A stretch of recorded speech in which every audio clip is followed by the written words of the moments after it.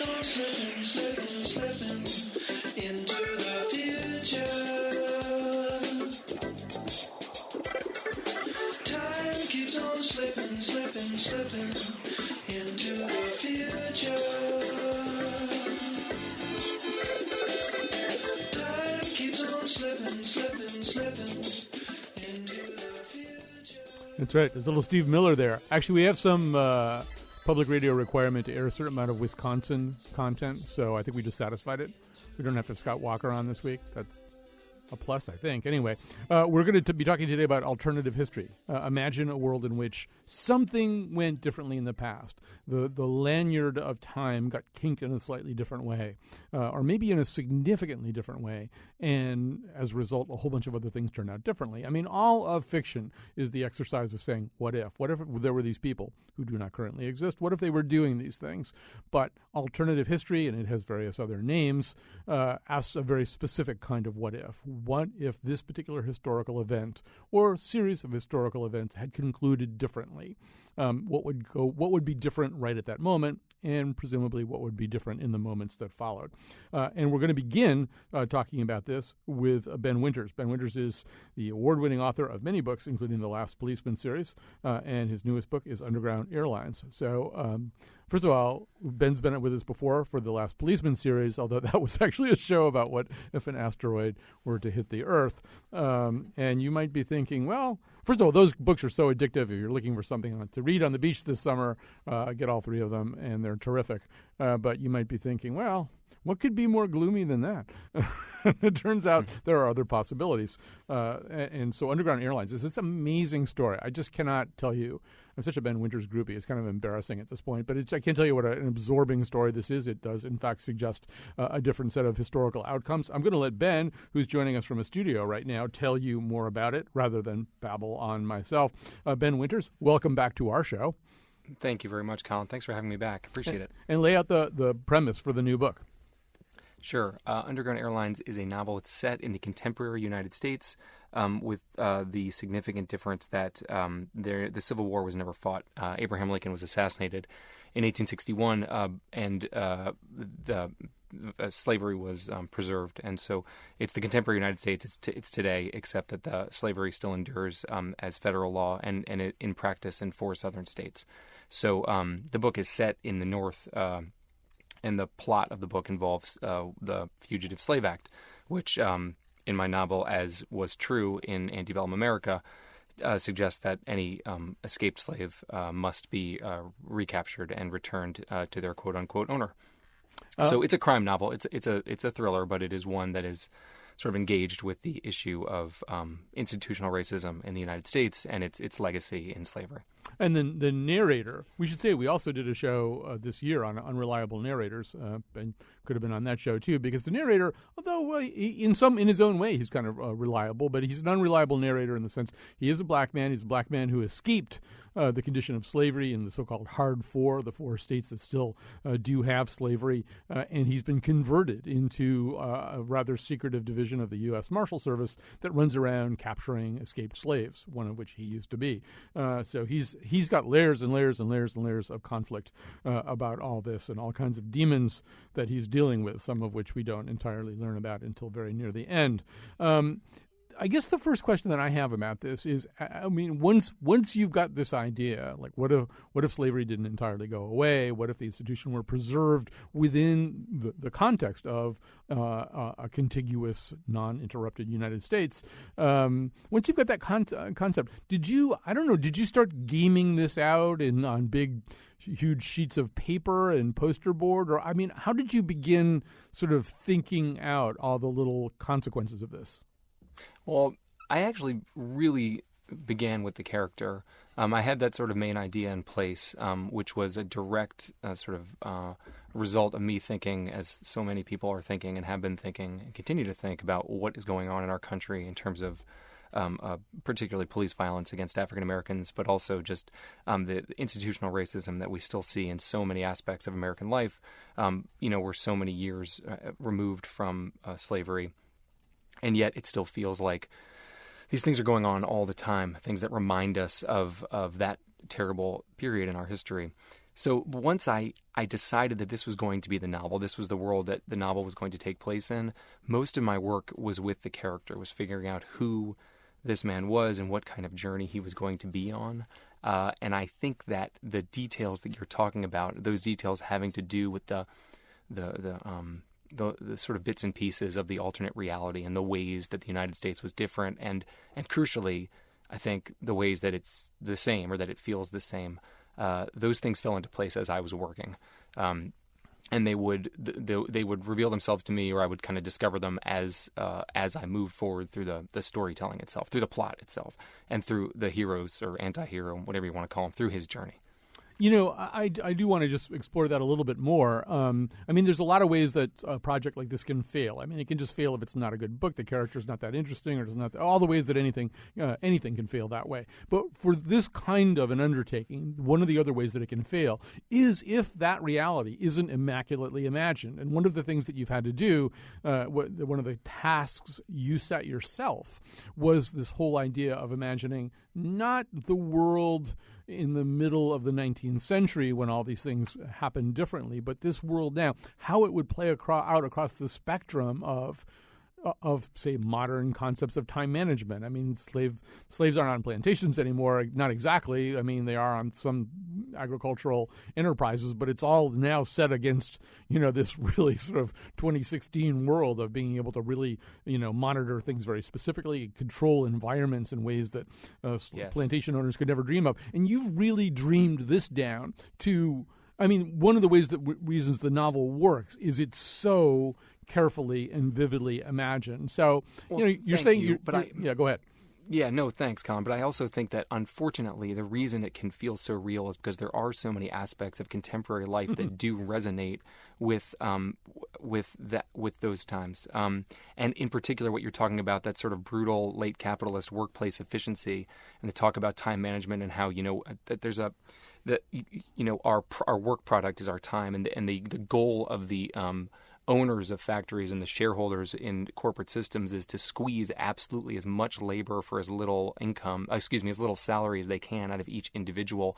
And then, as I was writing this book, I was reading, there's a book that came out called The Half Has Never Been Told by Ed Baptist, who's a historian. I think he's at Cornell. But and the book really, it opened up my eyes to the ways that slavers, the owners of plantations, they were constantly innovating new ways of squeezing as much possible labor out of these men, women, and children who were their property, treating them, in other words, as machines to be maximized. And there is this bridge of time between then and now, but these ideas, the concepts behind them, remain the same. And it's terrifying to think about, but it's true. And so when people read the section in my book that takes place in a plantation, what is a factory, of a sweatshop, really. What resonates with us is the sweatshops where people even today make clothes in Bangladesh or other parts of the world where there are the child labor laws and the workplace laws are not there that we would wish.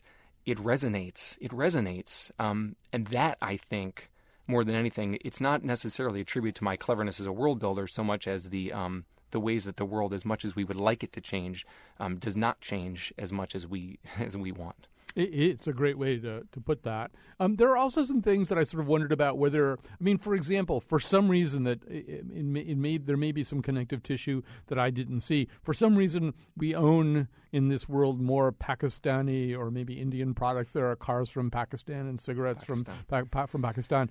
Is that, did you think because A, then B, then C, then D, then Pakistan? Or did you just think, well, some things will be different that are unforeseeable?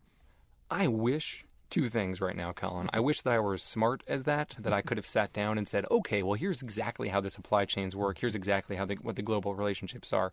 But I think it was more a sense of, well, Virginia, in my world, in the world that I created, and some of the other tobacco states did not remain.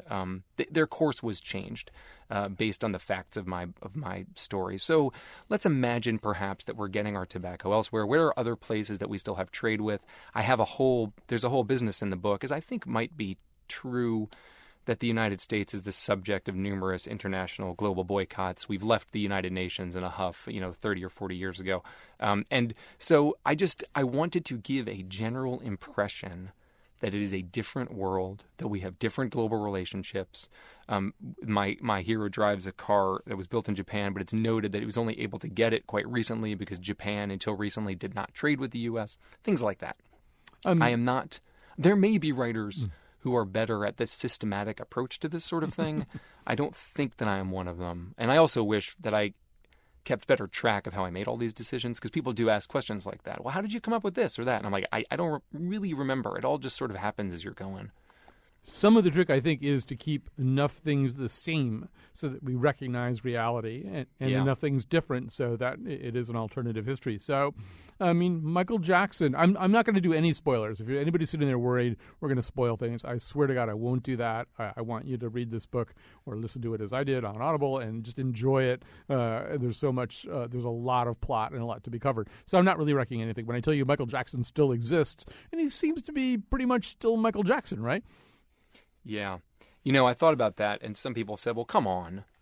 Come on. So much is going to be different. But, you think about an extraordinary individual like that, and I have this feeling that a man like that, with his talent and his sort of very special role in American history, and frankly, as it has to do with race and the relationship between African-American entertainers and white audiences and black audiences, I feel like he would still get through.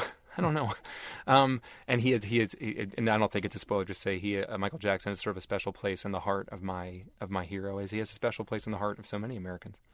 We're talking to Ben Winters right now. I was thinking about the allure of this whole genre or subgenre, and why we're drawn to it. Recently, Netflix adapted Philip K. Dick's *The Man in the High Castle*, which is probably kicks the tripwire that more historical alternative history kicks than anything else. Which is, what if World War II had concluded differently? What if the Axis powers were in control in a way that they obviously were not? And then you come up with this, and these things, they're very addictive. It's a very addictive vision to consume. And maybe you're the wrong person to ask because you're not the consumer, you're the creator. But I find myself thinking, do we like it partly because it's so much worse? There's almost no alternative history in which things are a lot better. So I wonder if we like it because we can look at a version of reality as screwed up as 2016 looks to us. This looks so much worse. I wish I could say that the reality in my book is so distant from the reality in which we live. And of course it is. Of course it is. In many ways, it's completely and terribly worse. But I think part of, for me, the power of the book, for me as the writer, and I guess as the first person to think deeply in this world, was the moral force of the idea that it's not as different as it should be. Right? Like, of course, slavery was abolished in this country in 1863, and the Civil Rights Act was passed in 1964, and in 2008 we elected our first African-American president. And all of those things were triumphant goods in the world, and yet there are still so many things in our world, as we keep seeing headlines of African-American men and women and children being killed by the police. Or we read about the higher incarceration rates that African Americans face, fewer opportunities in housing and education and banking, and you name it. And we say, well, how can this be?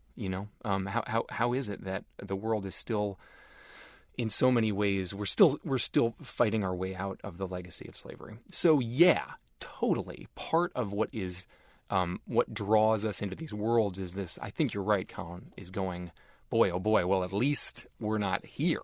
At least we're over here. But I also think that what makes what, at least for me, I can only speak for myself in writing the book, what was valuable about it was not, wow, look how clever I am at constructing this version that's so distant from reality. For me, the point of it was, let's take a moment here to think about how far we've come, but also how far we haven't come. Eventually, I'm thinking between this and the Last Policeman series, you can eventually sell like the box set of Ben Winters' Things Could Be So Much Worse.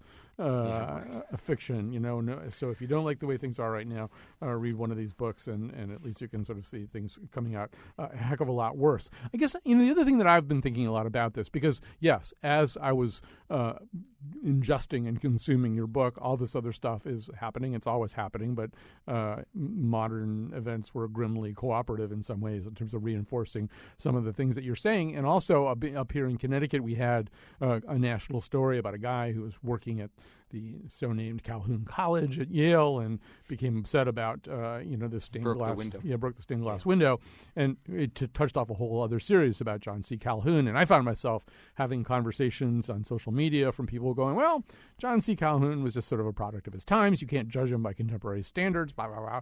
And I'm thinking, oh, the product of his times. I love that argument. Isn't that a delightful argument? Yeah, first of all, at that moment, some of the forces that you were talking about earlier in our conversation, the ostracization of the United States internationally, were beginning to set up because, in fact, the countries all around us were outlawing slavery. I mean, we really were getting to be in a much smaller subset of nations where slavery was legal. It wasn't as though John C. Calhoun or anybody else would have been walled off from the moral arguments about this. And anyway, what your book did was also remind me you couldn't participate in a system like this on any level, on any basis, without, in a very visceral way, coming into contact all the time with the horrors of it. In a way, this book, which is fiction and it's set in the present, was, to me, a very, very penetrating reminder of just, how horrible a system this really was back in the middle of the 19th century.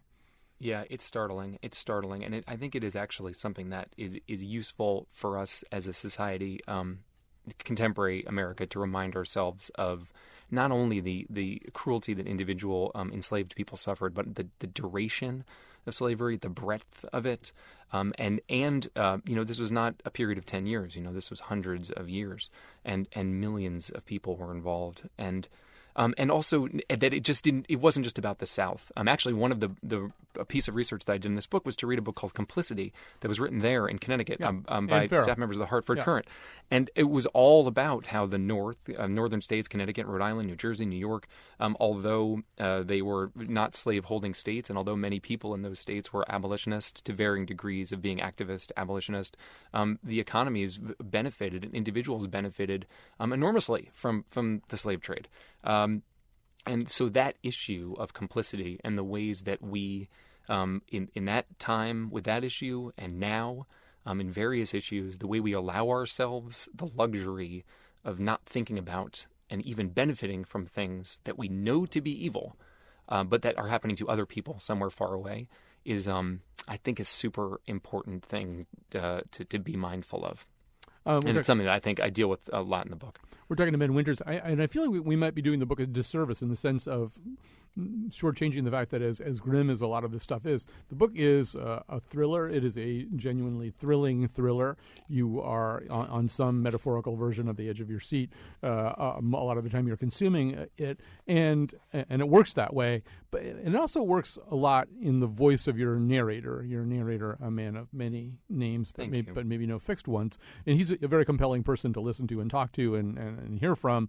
And he's also, the thing I want to ask you about that doesn't fit anything that we just said is there's a way in which, like most narrators, he has a little bit of a sense of humor. He has a sense of the grim ironies that are all around him. And if all he could tell us was how grim they were, he'd be kind of a chore to be with. No fun. Yeah. Right. But he is... Well, here's the thing. Yeah. I think that's an inheritance there. What you're feeling, that grim humor and that very dark humor is coming from the tradition of this book is, in a way, it's Raymond Chandler and Dashiell Hammett and in the noir tradition.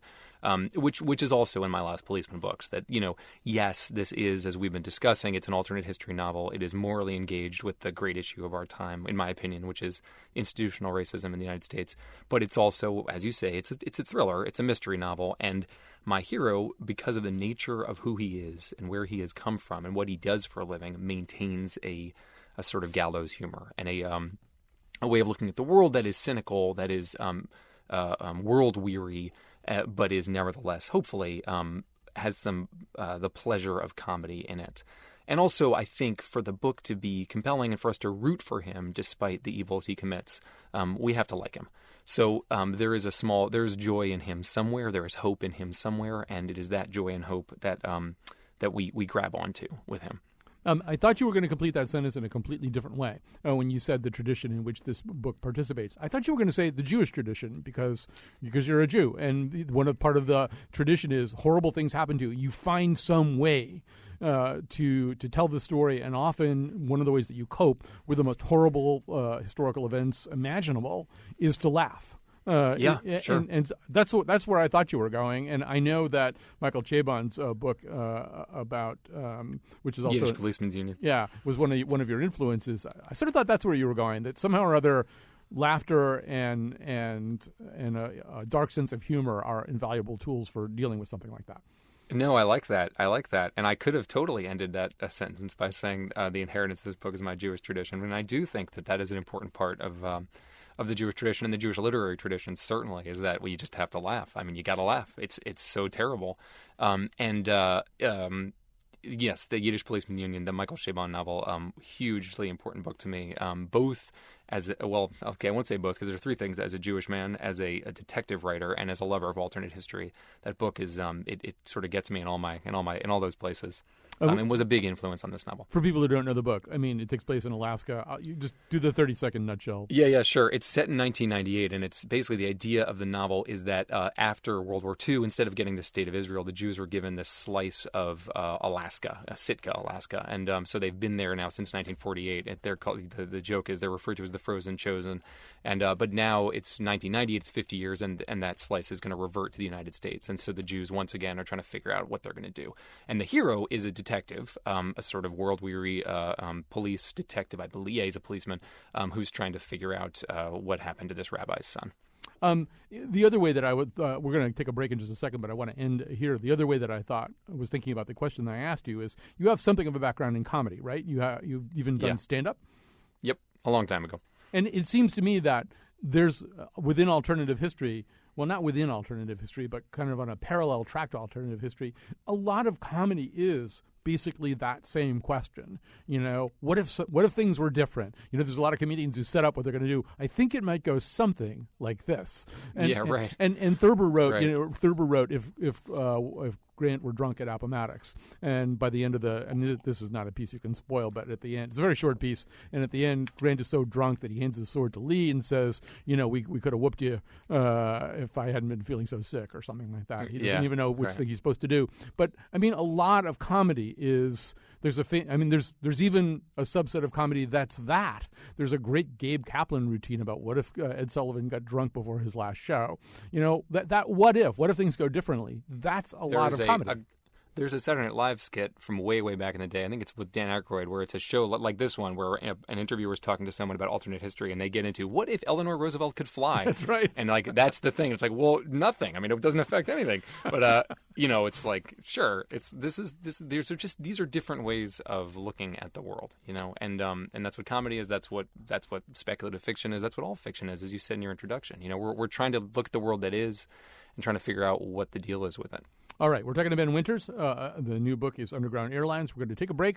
We have people who study alternative history. They'll join us when we come back. The king of knowledge of being, revise your history. The king of knowledge of being, revise your history.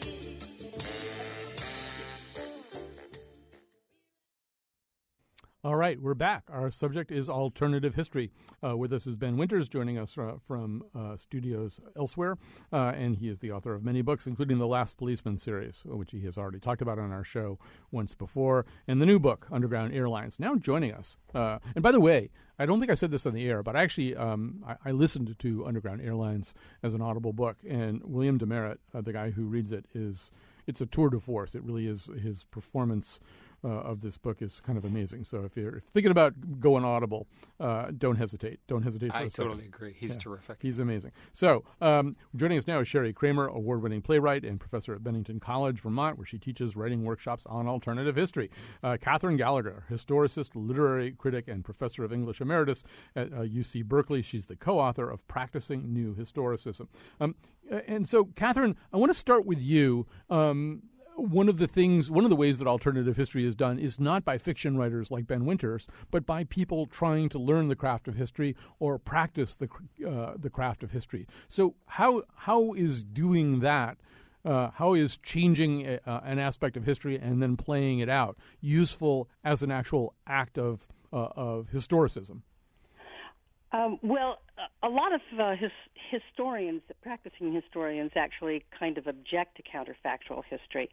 So I think we should say at the outset that it makes its home among historians in certain specific places, especially in military history, sometimes in economic history, places where you could crunch a lot of data and try to figure out what would have happened if you vary that data in different ways. So I think to sort of give historians their due, social historians and a lot of political historians and cultural historians don't find counterfactual history all that useful. So it really got its start in military history. And one of the reasons for that is that military historians were trying to figure out how to fight better wars. And so what they wanted to know was not only who won, but also what opportunities were perhaps missed, how the victory could have been better, how it could have been worse. So by the late 18th century, and certainly into the early 19th century, something called critical military history, which is counterfactual history among practicing historians, was mainly there in military history. But this goes back further than that, though. I mean, even the Roman historian Livy writes something different, right? Doesn't he write what would happen if Alexander went west instead of east? That's right. He's trying to make a little thought experiment in which you could demonstrate that the Roman generals would have beat Alexander the Great if he had tried to invade. And so that's a way of just sort of framing the strength of the Roman Empire at that time, figuring out where all the different armies were and how they could converge. So that's the kind of question that a military counterfactualist would ask. And so when did, I mean, you kind of already alluded to this, but in terms of the kind of thing that Ben Winters is doing now, the novel in which one little twist is made in the strip of history, and then we see things playing out, who started doing that? When did that actually become a popular thing? It's really a post-World War II phenomenon. And the first American novel to do that is actually another Civil War novel.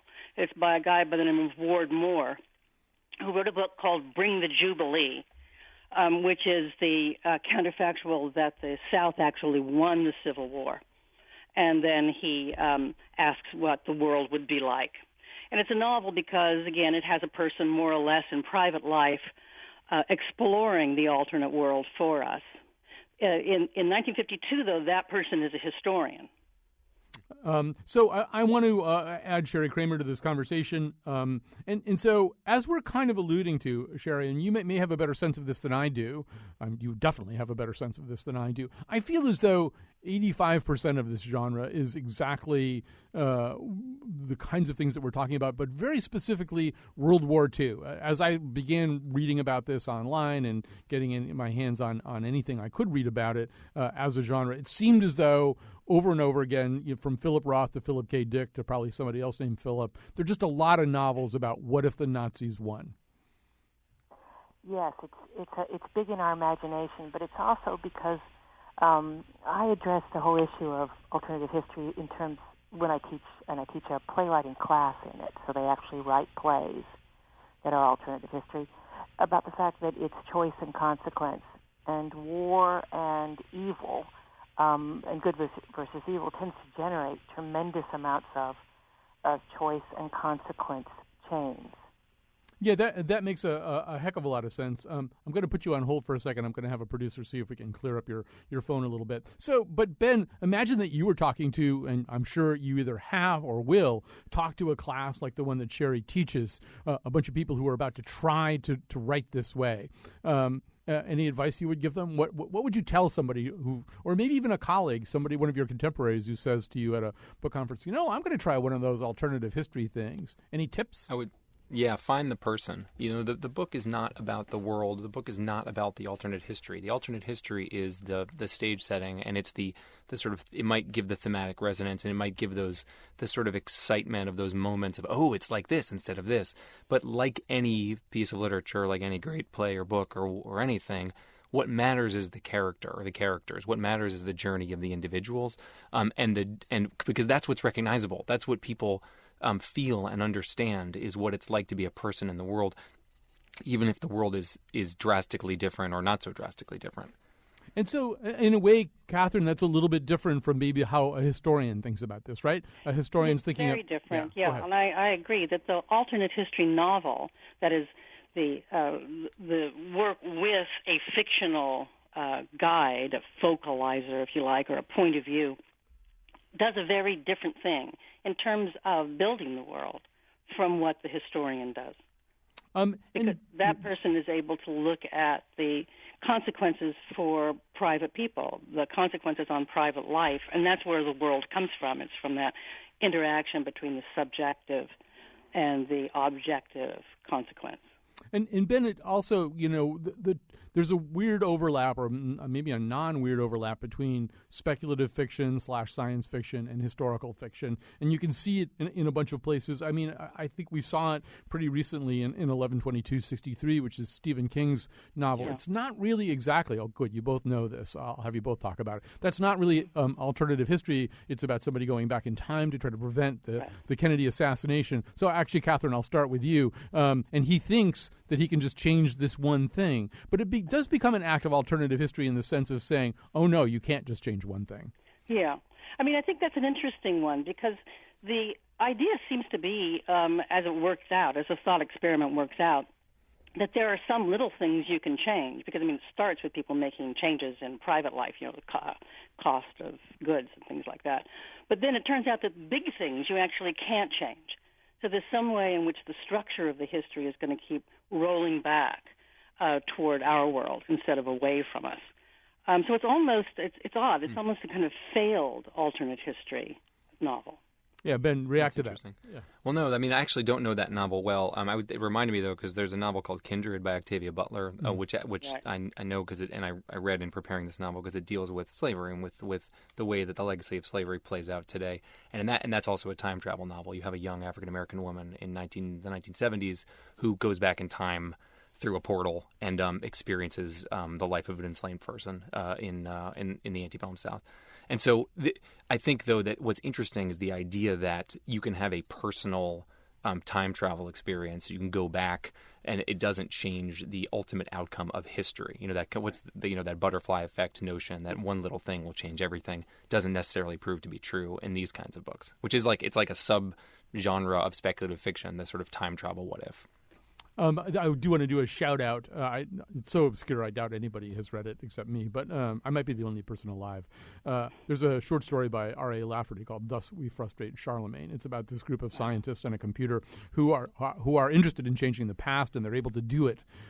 And you keep coming back to them when they change something, and they say, well, nothing changed here in the present. But in fact, everything is radically different from how they began at the beginning of the story. They just don't know that. And they keep changing it and changing it and changing it. And every single time, eventually they're reduced to this almost, prehistoric level of superstition and magic. And they don't have computers anymore. They have strange little, masks and things. And they're just There are a couple of those time travel ones that have to do with race in America as well. John Jakes wrote something called Black in Time. It came out in 1970, wrote it in 1968, a year like this year that had plenty of racial tension in it. And in that one, too, there's a constant drive backward to change the racial status quo through a time machine. So. We're going to try to wrote get that one down. we're going to try to get Sherry back into the mix here. Sherry Kramer, welcome back to the conversation. Thank you. Okay, we can hear you better now. When you're teaching this at Bennington, I mean, do you tell your students what to write about, or do they decide what they want to write about, and what do they want to write about? Well, the only limit to the prompt is that they have to write about someone, either someone famous or someone in their family who was born after 1935. So it's someone who's reasonably alive today. And then they are asked to make one choice that this person makes different, and then to follow the downstream consequences of that choice in their play. And typically, do you have some examples of things that they've chosen? Yes, it's been quite stunning. I had a playwright who wrote a play about Steve Jobs, and she had him when his girlfriend gets pregnant with the child, the first girlfriend, he stops work on the computer and instead decides he wants to be a father and be full time involved. And instead of doing everything else that he does, he ends up revolutionizing the foster care system in this country. So he takes his huge brain and puts it to a different solution and changes America just like Apple did, but in a different way. Give us another one. Then we have, I have a student who decided that he wanted to write about Eleanor Roosevelt leaving Franklin because she was gay. And I said, sorry, she's born too early. So he said, well, what about Lady Bird Johnson? I said, go for it. And so he wrote this fabulous play, which is about America, of course. And Lady Bird leaves her husband and goes off with her lover to explore America. Just stunning. And so they're really quite interesting because what they're always about is ultimately it's not about the change. They tend to write plays about much bigger things than if they had just started to write a traditional play. Because it's a really, I consider it, the plays that are most about choice and consequences are the most moral in our art form, about moral issues. Catherine, I want to ask you a question before we go to break that I suppose the answer is kind of obvious, but I'd love to hear your fleshed out thoughts about it.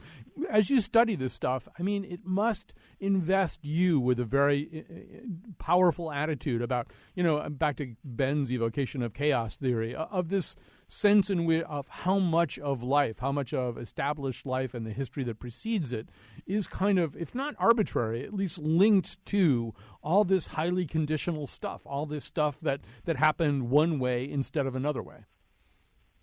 Yeah, I think one does become hyper-conscious of that, and one becomes hyper-conscious of the nexus points that are coming up in history, too, not just the ones in the past. And the more you study the ones in the past, the more you see that people were very often blind to the consequences of what they were about to do. So it does create a certain kind of historical caution, let's put it that way, I think, in everybody who studies it. When you say about nexus points coming up, Catherine, I assume you're thinking you have in mind the most obvious ones sitting right in front of us. Right. The one that people seem to realize is the kind of nexus point, the one where people are constantly talking about what the past comparisons are. So I think it's impossible not to see it that way. I do think that there's a kind of alternate history imagination that has seeped into our political culture now. So we do a lot more comparison with the past. Well, yeah, and Ben, that's a great point that she's making, and I know that I've done it too. Or we kind of fact check ourselves about it. So, is Trump like Mussolini? Well, he's not exactly like Mussolini, but he's like Mussolini this way. And Ben, he's been compared to everybody, to Mussolini, to Berlusconi, to Hitler, to Stalin, to Mao. Yeah. But I think that assumes a level of historical understanding that most of us who are making the comparisons either haven't delved into it deeply, or we don't know what we're talking about. We just picked some really scary name. It could be General Zod from Superman too. He bears a lot of resemblance to Zod, actually, and to Lex Luthor. Oh, absolutely, yeah. The sheriff last night from Wisconsin definitely was from General Zod's army. All right, so we have to take a little break right now. We're going to come back with more of this conversation. So stay with us. If you could go back in time and change the outcome of one historical event, which would you choose and why? Assassination of JFK. We don't know what JFK would have done if he lived longer as president. I would choose to change the president that we have now because he's weak. Probably have to be like when I was 9 years old, started noticing that my dad was like getting, I don't know, a little bit weaker every now and then, playing it off as if nothing was happening. Yeah. If I could go back, I'd tell him to like have gone to the hospital earlier so that he could have been diagnosed with cancer earlier. Rise of Adolf Hitler, prevent that from happening. I think it's pretty clear that he led to a lot of deaths in Europe and a real change in the political environment in Europe. All right, we're back. Time for me to say some thank yous. Josh Nalea is the guy who produced this show. Betsy Kaplan's on the board today. Greg Hill is tweeting for us at WNPR Colin. We'd love to hear your thoughts about alternative history. You can tweet right at us at WNPR Colin. Intern, I can't really see. Is it Esther? I don't know who it is. Somebody's on the board. Somebody's taking phone calls right now and manning the phones and obviously doing a really good job of it. I just can't happen to see who it is right now. The part of Bill Curry was not really played so much by anybody, but in our alternative history, he's now a Roman Catholic cardinal.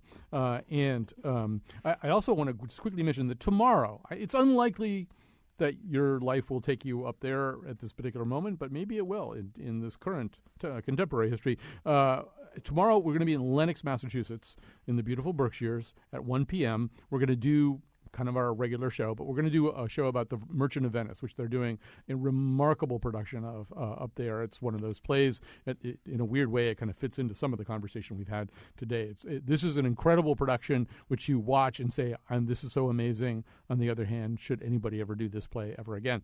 Both of those things are kind of there. We'll be doing the show from the Bernstein Theater Studio 3 up there at the Shakespeare and Company Complex. We'd love to have you drop by. There will be a live audience for this play. It's not going to be our show tomorrow. Our show tomorrow is about sepsis, and actually it's another show you should listen to. It could save your life, but kind of apropos of the Vox that we just heard, it's something you should know about. So that's going to be running while we're up in Lenox. Come up and join us. Now here's how I can segue from Shakespeare and Company to in Lenox to our contemporary topic, or the thing that's on our plate right now, and that is the notion of alternative history. So one of the names that we haven't mentioned as we've been going through this is one of the titans now of this world is a guy named Harry Turtledove. I had one at my bird feeder this morning, and he writes about all kinds of things, including a novel in which William Shakespeare is part of Britain that's been conquered by the Spanish Armada, and he has to write a play that will motivate the Britons to rise up against their Spanish conquerors. I haven't read this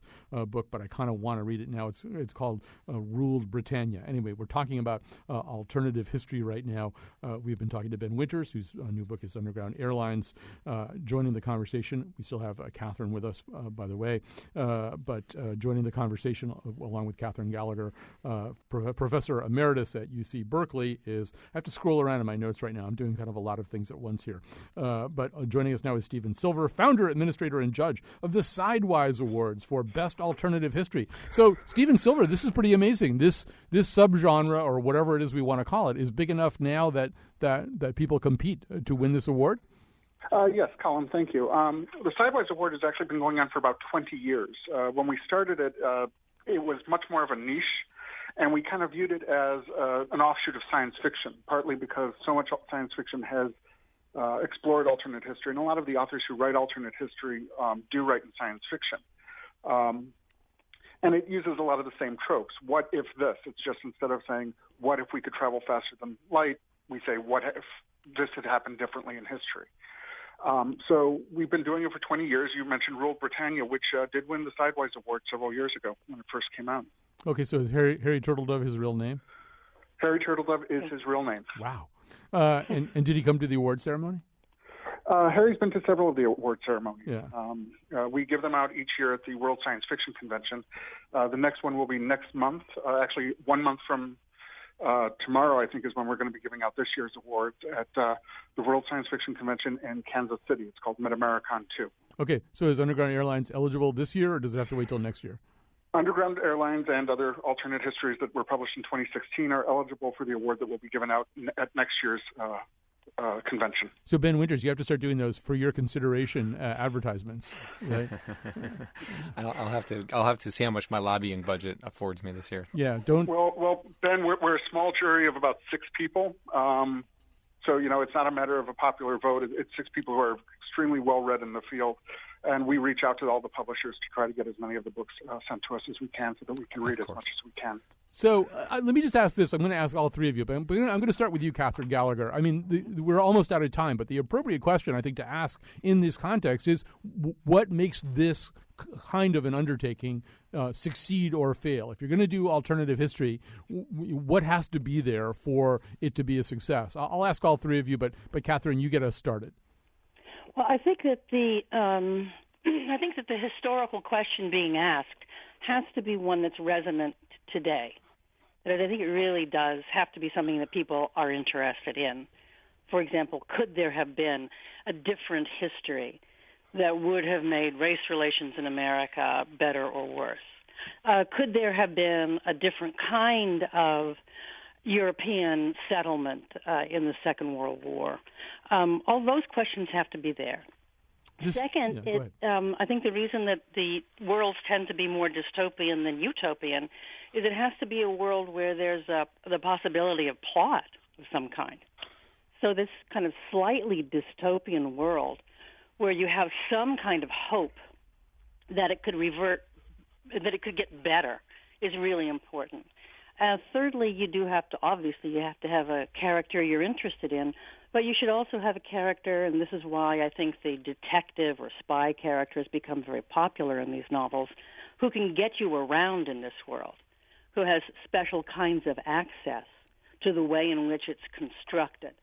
And then I think, last of all, you have to be a good writer, and I think that's one of the terrifically good things about Underground Airlines is that it's really very good writing. Yeah, Ben Winters, you're 4 for 4 on this. So, Stephen Silver, how about you? Are there things that you would add to or embellish on Catherine's account? I would agree with most of what Catherine said, if not all of it. You do need to find something that people know. Americans tend to be somewhat... They're very literate historically in certain areas, which is why you see a lot of alternate histories that talk about the Civil War or World War II. There are other areas that they don't have as much background in, and if you try to base an alternate history on one of those areas, there's a lot more heavy lifting that you have to do, and you wind up having to explain a lot more of the background. And because of the way this works, and again, Catherine mentioned the idea of having private investigators and spies, they can look for secrets. They can look for things that are hidden, which allows them to give the reader the information about the changes that they know. But no matter how good your scenario is, it's only a scenario until you add on that level of plot, the level of writing, the characters, and that's really what has to grab the reader and bring them in. And Stephen, all kidding aside, this guy, Harry Turtledove, he's become the Tyrannosaurus of this genre, right? I mean, he's written a lot of these. Yes, he has. And so Ben Winters, is this something? Well, first of all, I mean, I think you've already answered the question. What you think makes a book good? I mean, it really is all the kind of organic flesh and bones that both of the other answerers have said. I don't know. Is there anything else you would want to add to that? No, I think both Professor Gallagher and Stephen were right. Like, it just has to. I would just highlight that it has to matter. There has to be something that we care about, and that has some moral or philosophical resonance in the real world. It can't just, in my opinion, a book like this, it can't just be sort of an exercise in cleverness. Ooh, wouldn't it be interesting if this instead of this? There has to be, let's put this instead of this in order to explore something that matters, something that resonates with us now. I'm wondering, Ben, whether you're going to feel tempted to go back down this road again. I mean, I don't know whether there are going to be sequels involving some of the characters in this book, but even a different scenario. Was this enough fun so that you'd do it again, or was it such a big headache that you would never do it again? It was neither fun nor a headache. For now, I think I have said what I have to say in this world, and it's not necessarily the easiest place to live in as a writer. Because of the sort of resonance that I keep talking about. Like, these are very difficult, painful questions, right? So although the world building was fun and there was a level of challenge as a writer that was engaging, I'm not rushing to jump back into this world as a writer. Never say never, but it's for now, I think that this book stands alone. I have only enough time for a title, an author, and maybe just quickly subject. But Catherine Gallagher, one more historical alternative novel you would recommend somebody read? I really think that Ward Moore's Bring the Jubilee, the 1952 reverse outcome Civil War novel, is in many ways a great novel and a great piece of social criticism. All right, I'm going McCarthyite America. I'm going to stop you. Just Stephen Silver, you got 10 seconds. Recommend one more thing. Obviously, I would say go back and take a look at all the Sidewise Award winners from the last 20 years, but I would also point out the short story Sidewise in Time, which we used as the basis for the award's title, by Murray Leinster. It's a short story. All right. We are really out of time in this history and any other. Thanks very much. I don't get to recommend one? No, you get to recommend your own book. Okay. Well, okay. All right. You can email me the one that you were going to recommend. We'll put it up on the website, Ben. We really are out of time. Thanks to everybody who helped.